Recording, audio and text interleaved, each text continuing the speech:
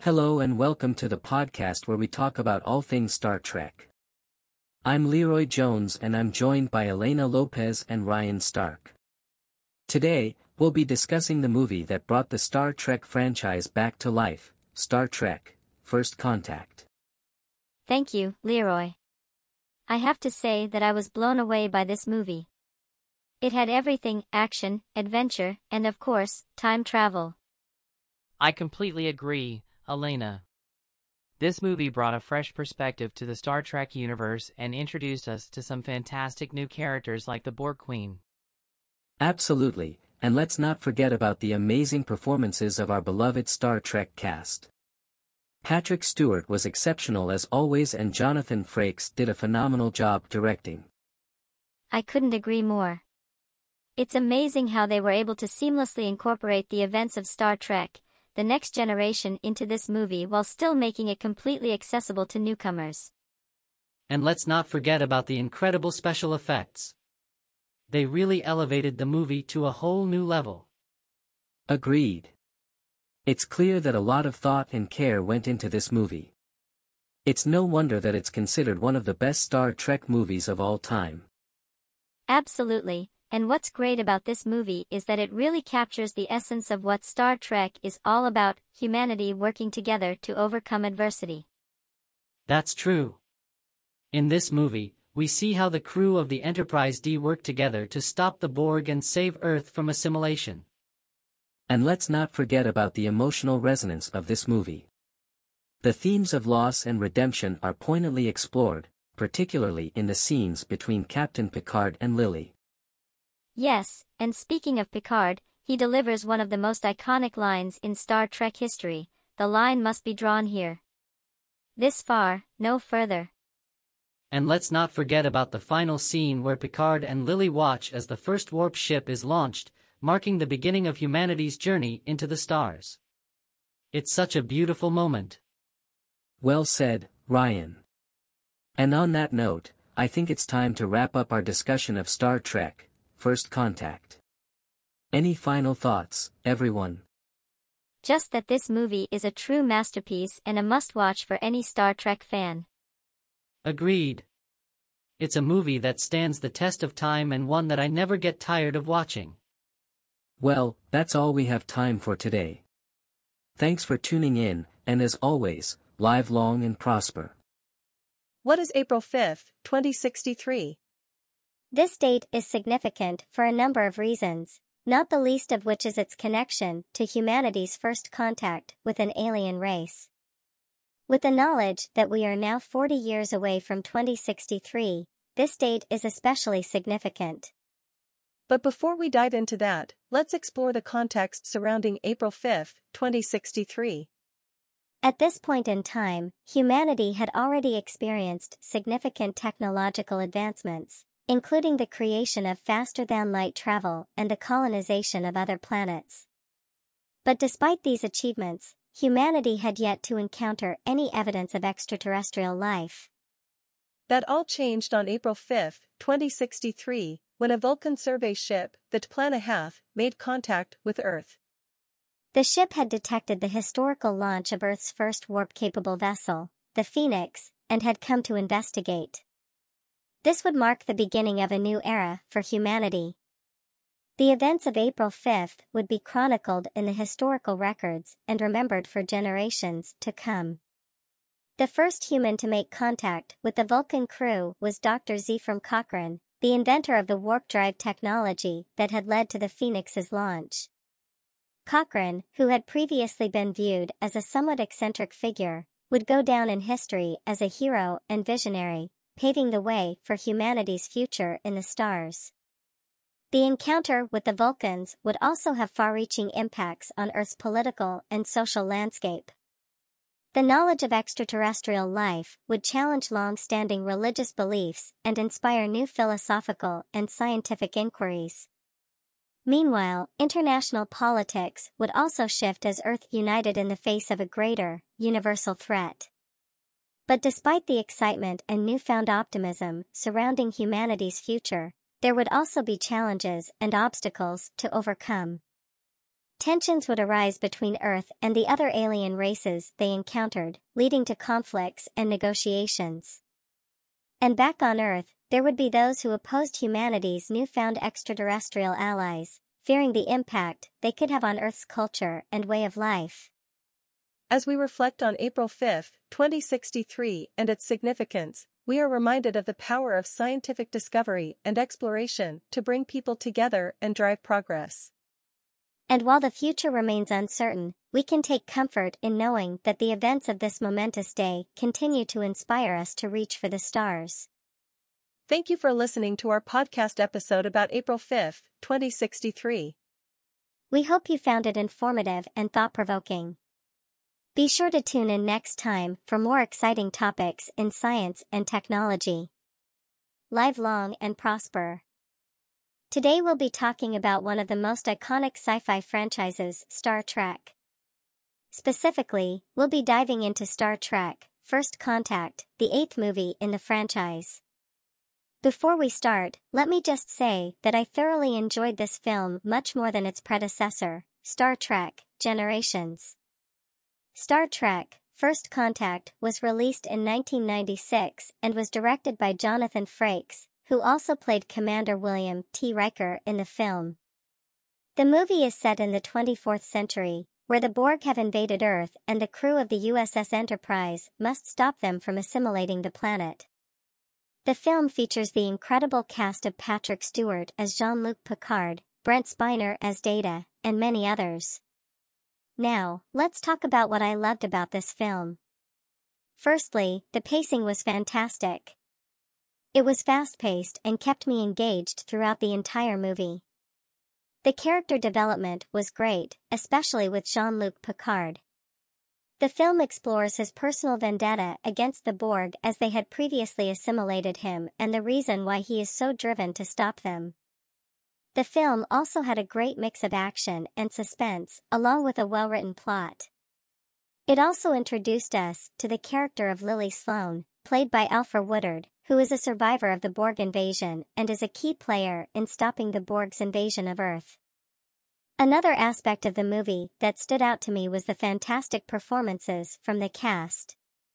Patrick Stewart reprised his role as Jean-Luc Picard effortlessly, and his portrayal of a man driven by a personal vendetta was truly captivating. Brent Spiner breathed new life into the character of Data, who had started to become a bit stale in the earlier films of the franchise. I also loved the on-screen chemistry between the two characters as they fought to defeat the Borg. In conclusion, Star Trek: First Contact is a must-watch for all Star Trek fans. It is everything you would want in a sci-fi movie: great action, suspense, character development, and a well-written plot.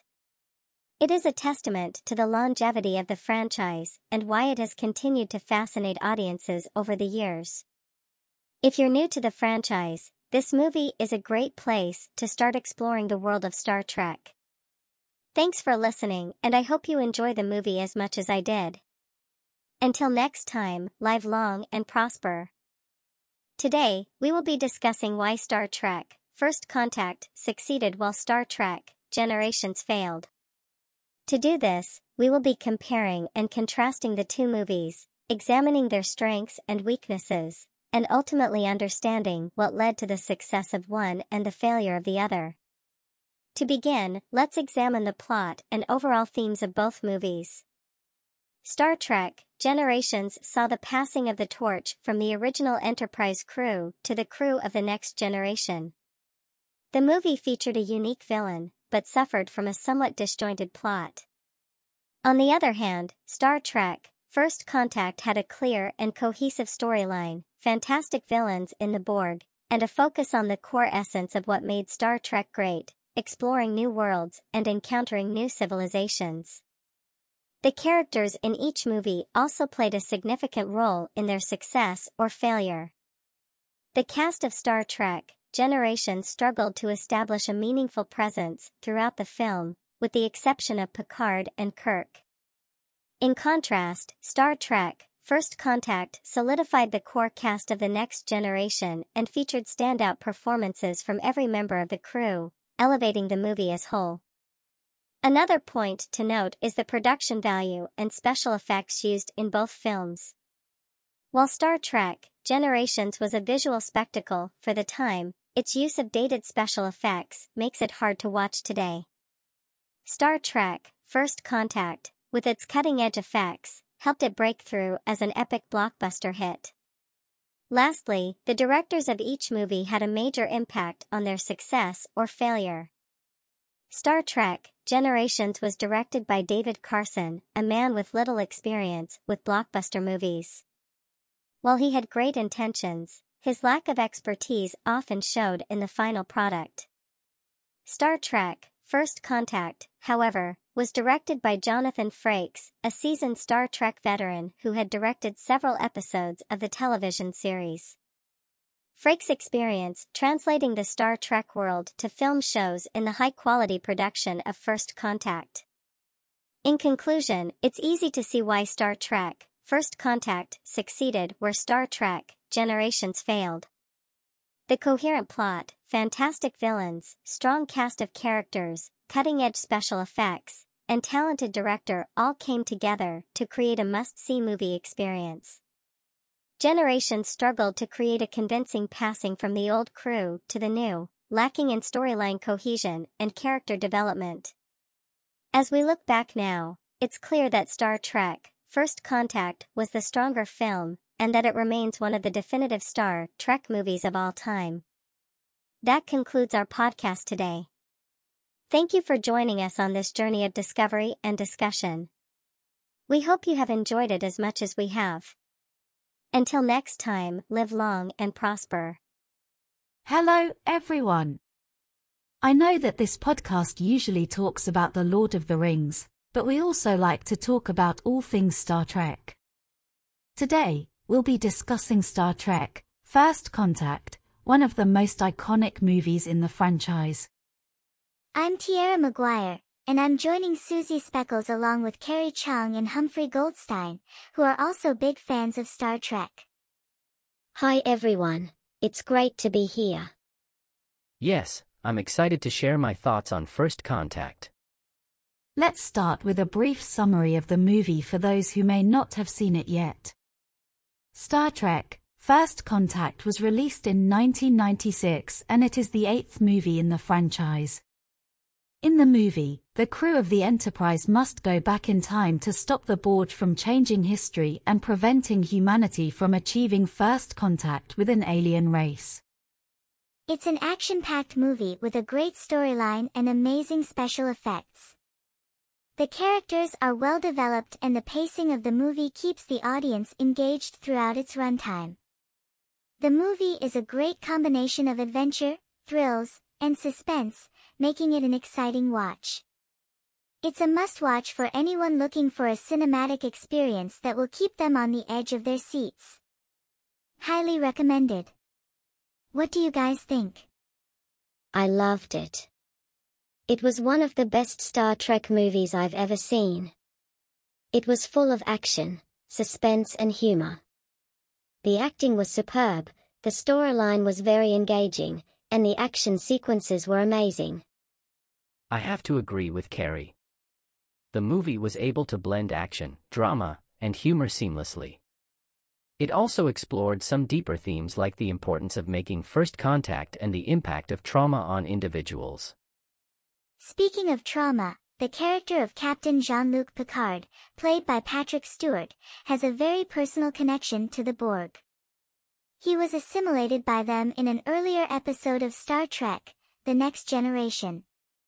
How do you think this impacted his character in First Contact? That's a great point, Tierra. I think Picard's experience with the Borg added an extra layer of complexity to his character.